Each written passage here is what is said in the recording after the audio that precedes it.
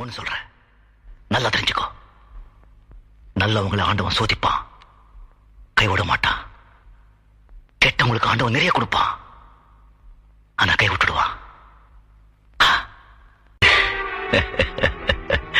பாஷா, Manik பாஷா.